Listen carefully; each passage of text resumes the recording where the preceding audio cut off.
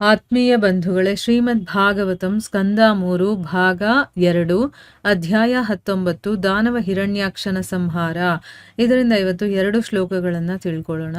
ಶ್ಲೋಕ 25. ತಂ ಮುಷ್ಟಿಭಿರ್ವಿನಿಘ್ನಂತಂ ವಜ್ರಸಾರೈರಧೋಕ್ಷಜಃ ಕರೇಣ ಕರ್ಣಮೂಲೇಹನ್ ಯಥಾ ತ್ವಾಷ್ಟ್ರಂ ಮರುತ್ಪತಿಃ. ಅನುವಾದ. ಆಗ ಆ ದಾನವನು ತನ್ನ ಕಠಿಣವಾದ ಮುಷ್ಟಿಯಿಂದ ಭಗವಂತನನ್ನು ಹೊಡೆಯತೊಡಗಿದನು. ಆದರೆ ಮರುತ್ತುಗಳ ಒಡೆಯನಾದ ಇಂದ್ರನು ದಾನವನಾದ ವೃತ್ರನನ್ನು ಹೊಡೆದ ಹಾಗೆ ಭಗವಾನ್ ಅಧೋಕ್ಷಜನು ಅವನ ಕಿವಿಯ ಮೂಲದಲ್ಲಿ ಕೈಯಿಂದ ಹೊಡೆದನು. ಶ್ಲೋಕ 26. ಸ ಆಹತೋ ವಿಶ್ವಜಿತ ಹ್ಯವಜ್ಞಯ ಪರಿಭ್ರಮದ್ಗಾತ್ರ ಉದಸ್ತಲೋಚನಃ ವಿಶೀರ್ಣ ಬಾಹ್ವಂಘ್ರಿ ಶಿರೋರುಹೋಪತತ್ ಯಥಾ ನಗೇಂದ್ರೋ ಲುಲಿತೋ ನಭಸ್ವತ.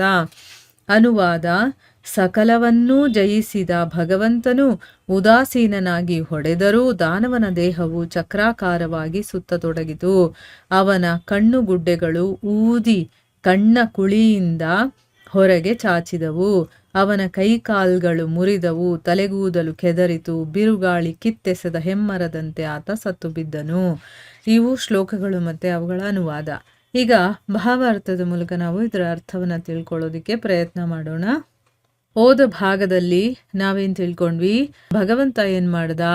ತನ್ನ ಸುದರ್ಶನ ಚಕ್ರದಿಂದ ಆ ದಾನವನು ಏನು ಮಾಂತ್ರಿಕ ಶಕ್ತಿಯನ್ನ ಕ್ರಿಯೇಟ್ ಮಾಡಿದ್ನೋ ಅದನ್ನೆಲ್ಲ ಅವನು ಛಿದ್ರವನ್ನಾಗಿ ಮಾಡಿಬಿಡ್ತಾನೆ. ಅಂದರೆ ಅದು ಇಲ್ಲದೆ ಇರೋ ಹಾಗೆ ಮಾಡ್ತಾನೆ.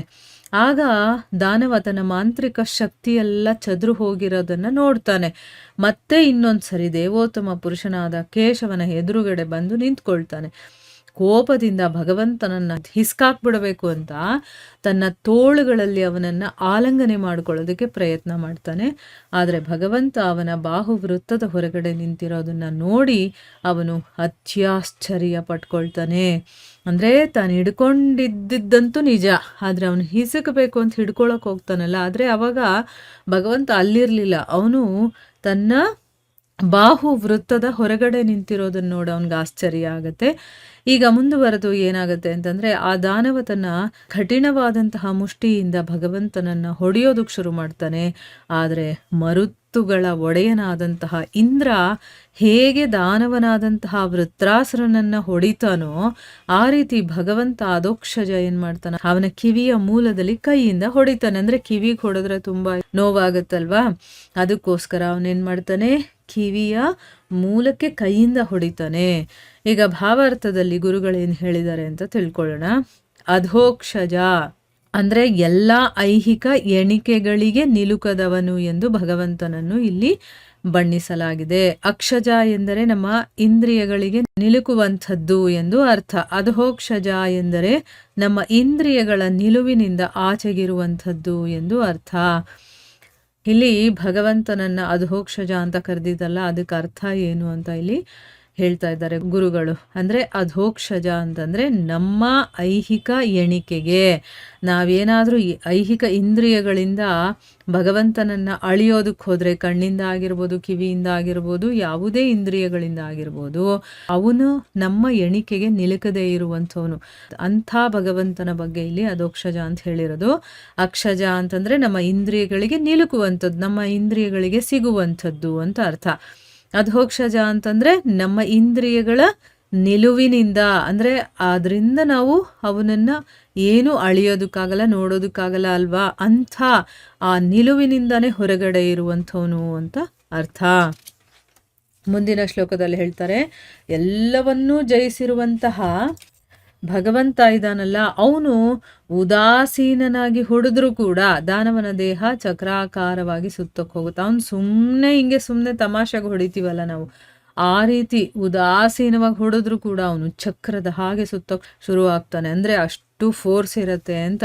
ಅವನ ಕಣ್ಣುಗುಡ್ಡೆ ಎಲ್ಲ ಊದ್ಕೊಂಡು ಕಣ್ಣ ಕುಳಿಯಿಂದ ಹೊರಗಡೆ ಬಂದಿದೆಯೇನೋ ಅನ್ನೋ ರೀತಿ ಅವನ ಕಣ್ಣುಗುಡ್ಡೆಗಳು ಕಾಣಿಸ್ತಾ ಇತ್ತು. ಅವನ ಕೈ ಕಾಲುಗಳೆಲ್ಲ ಮುರಿದು ಹೋಗಿತ್ತು, ತಲೆ ಕೂದಲೆಲ್ಲ ಕೆದರ್ಕೊಂಡಿತ್ತು, ಬಿರುಗಾಳಿ ಕಿತ್ತೆಸೆಯುತ್ತಲ್ಲ ಹೆಮ್ಮರವನ್ನು, ಆ ರೀತಿ ಕಾಣಿಸ್ತಾ ಇತ್ತು. ಆ ರೀತಿ ಅವನು ಸತ್ತು ಬೀಳ್ತಾನೆ. ಈಗ ಚಂಡಮಾರುತ, ಬಿರುಗಾಳಿ ಇದೆಲ್ಲ ಬಂದಾಗ ಮರಗಳು ಹೇಗೆ ಬುಡ ಸಮೇತ ಕಿತ್ತೆಸೆದರೆ ಹೇಗಿರುತ್ತೋ ಹಾಗೆ ಕಾಣಿಸುತ್ತಲ್ಲ, ಅದೇ ರೀತಿ ಇವನು ಕೂಡ ಸತ್ತು ಬೀಳ್ತಾನೆ. ಭಾವಾರ್ಥದಲ್ಲಿ ಗುರುಗಳು ಏನು ಹೇಳಿದ್ದಾರೆ ಅಂತ ತಿಳ್ಕೊಳ್ಳೋಣ. ಹಿರಣ್ಯಾಕ್ಷನೂ ಸೇರಿದಂತೆ ಯಾವುದೇ ಶಕ್ತಿಯುತ ದಾನವನನ್ನು ಕೊಲ್ಲಲು ಭಗವಂತನಿಗೆ ಒಂದು ಕ್ಷಣ ಕೂಡ ಬೇಕಾಗಿಲ್ಲ. ಭಗವಂತನು ಆತನನ್ನು ಬಹಳ ಹಿಂದೆಯೇ ಕೊಲ್ಲಬಹುದಿತ್ತು. ಆದರೆ ದಾನವನಿಗೆ ಆತನ ಮಾಂತ್ರಿಕ ಸಾಹಸಗಳನ್ನು ಪೂರ್ಣವಾಗಿ ಪ್ರದರ್ಶಿಸಲು ಅವನು ಅನುವು ಮಾಡಿಕೊಟ್ಟನು. ಅಂದರೆ ಇಲ್ಲಿ ಭಗವಂತನ ಶಕ್ತಿ ಎಷ್ಟಿದೆ ಅಂತ ಹೇಳ್ತಾ ಇದ್ದಾರೆ.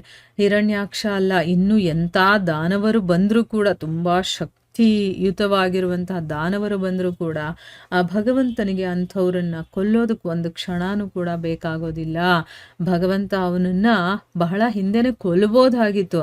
ಆದರೆ ಆ ದಾನವನಿಗೆ ಬೇಕಾದಷ್ಟು ಮಾಂತ್ರಿಕ ವಿದ್ಯೆ ಗೊತ್ತಿರುತ್ತಲ್ಲ, ಆ ಸಾಹಸಗಳನ್ನೆಲ್ಲ ಅವನು ಪ್ರದರ್ಶನ ಮಾಡಲಿ, ಅದಕ್ಕೊಂದು ನಾನು ಅವಕಾಶ ಮಾಡಿಕೊಡ್ಬೇಕು ಅಂತಲೇ ಮಾಡಿಕೊಟ್ಟಿರ್ತಾನೆ ಅಂತ ಇಲ್ಲಿ ಹೇಳ್ತಾ ಇದ್ದಾರೆ.